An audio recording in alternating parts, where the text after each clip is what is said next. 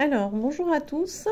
Voilà, je vais vous faire part de nouveau d'un petit message de runner pour son chaser, un message canalisé.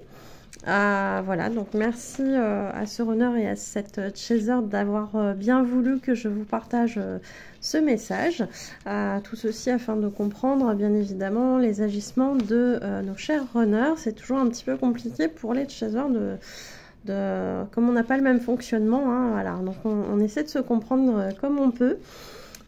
Donc ça peut vous donner des pistes, des clés de compréhension par rapport à votre propre parcours.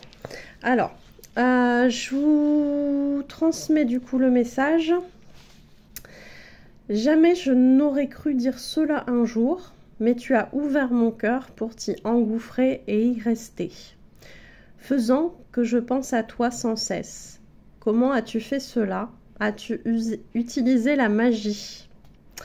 Alors déjà, ça me fait sourire parce que c'est vrai que souvent, il y a des runners qui se posent la question de savoir s'il n'y a pas eu quelque chose en termes d'énergétique, de magie noire, tout ça, pour faire en sorte qu'ils s'attachent en fait à leur chaser et comprennent vraiment pas comment ça se fait en fait. Hein. Donc ça peut arriver parfois qu'il y ait ce genre de pensée chez un runner à l'égard de son chaser.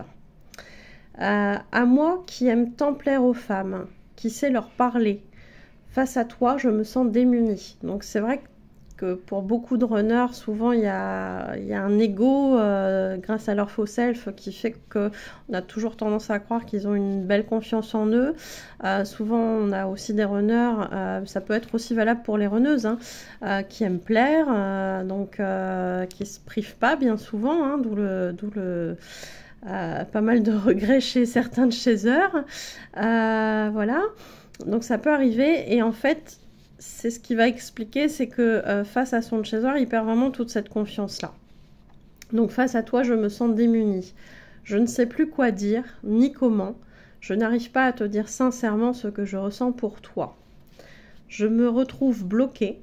J'ai peur que tu me rejettes. Donc encore cette fameuse blessure de rejet. Que tu ne me crois pas si je te disais que tu me plais pour ce que tu es. Donc il y a peut-être un problème de confiance en soi du côté du chaser par contre. Hein.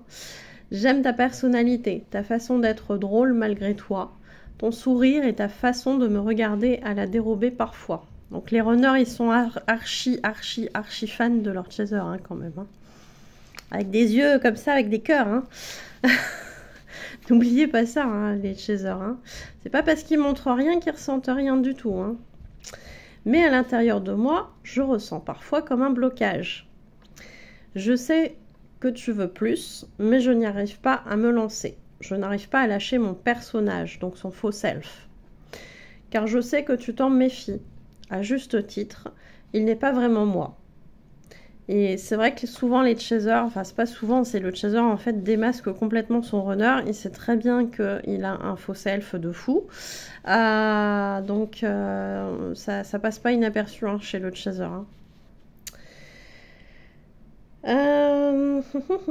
À juste titre, il n'est pas vraiment moi.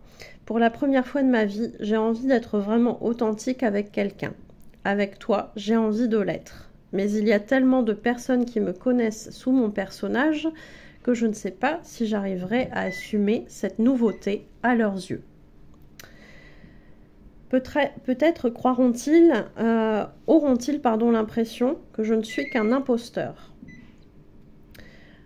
Je ne veux pas que l'on pense du mal de moi. Encore cette image hein, liée au regard des autres. Hein. C'est compliqué de sortir de son personnage devant les autres. Hein.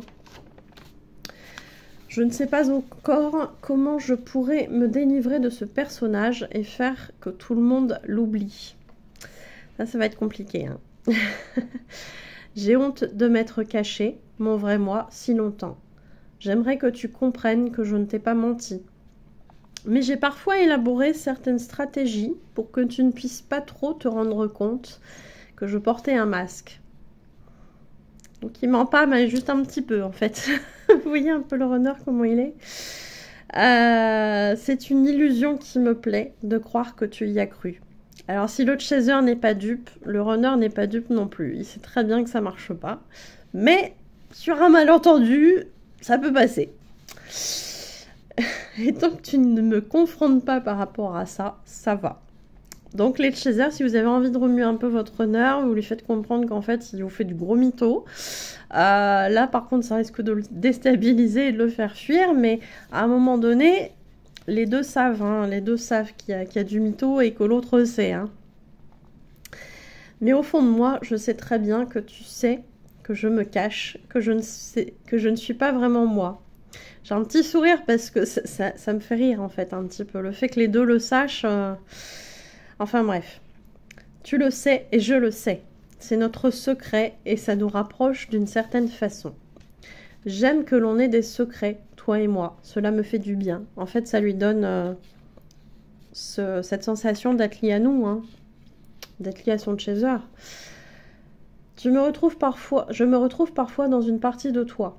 Comment peut-on être si différent en se ressemblant autant ? Donc c'est vrai que les chasers et les runners se retrouvent sur beaucoup de points, mais en même temps il y a beaucoup de différences entre eux. Et c'est ça qui est vraiment très déstabilisant d'un côté comme de l'autre. Hein.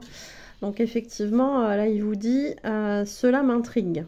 Au jour d'aujourd'hui, je me sens triste, sans vrai contact avec toi. » Donc quand il dit vrai contact, il faut comprendre contact authentique.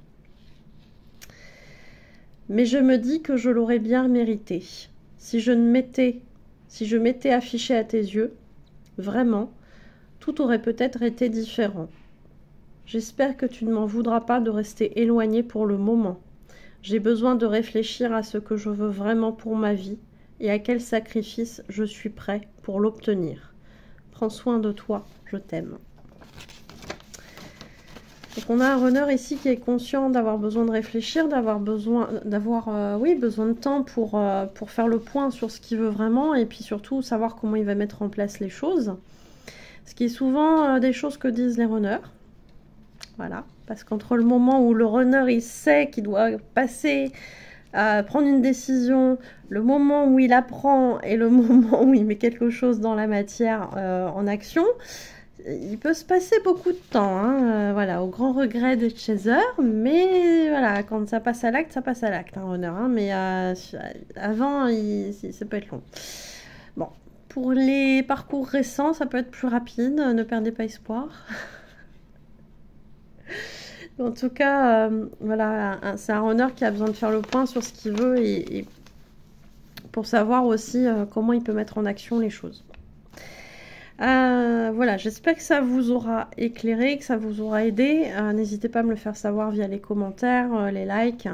Voilà, pour me dire. N'hésitez pas à partager votre parcours si c'est un message qui peut vous parler aussi.